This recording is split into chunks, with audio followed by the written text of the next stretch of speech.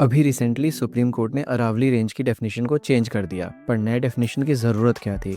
692 kilometre का Aravalli range Gujarat, Rajasthan, Haryana और दिल्ली में फैला हुआ है, और इन चारों स्टेट में अरावली रेंज की अलग डेफिनेशन होने की वजह से अरावली में हिल्स के अनआइडेंटिफाइड पैचेस हैं। इन्हीं पैचेस को आइडेंटिफाई ना कर पाने की वजह से इलीगल माइनिंग होती है।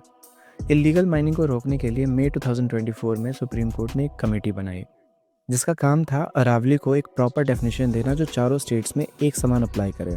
इन चारों स्टेट्स में माइनिंग को रेगुलेट करने के लिए कमेटी ने 100 मीटर सीलिंग की डेफिनेशन प्रपोज की, जिसको सुप्रीम कोर्ट ने एक्सेप्ट कर लिया। और यही मेन इशू है।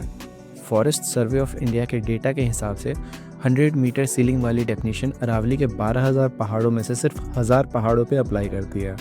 अरावली के 90% पहाड़ इस क्राइटेरिया को मीट नहीं करते हैं और इसीलिए अनप्रोटेक्टेड रह जाते हैं।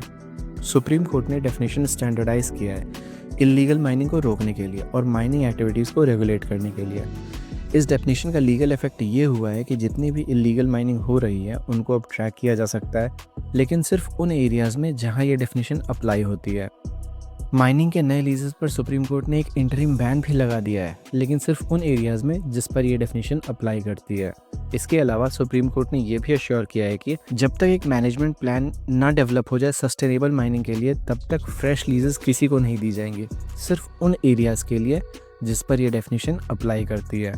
प्रॉब्लम बस इतना है कि ये डेफिनेशन टोटल अरावली रेंज के सिर्फ 10% एरिया पर अप्लाई करती है, जिसका मतलब है कि अरावली रेंज में इलीगल माइनिंग और बढ़ जाएगी। जो इंटरिम ऑर्डर अरावली के प्रोटेक्शन के लिए पास हुआ है वो एक्चुअली में इसका डेथ वारंट है।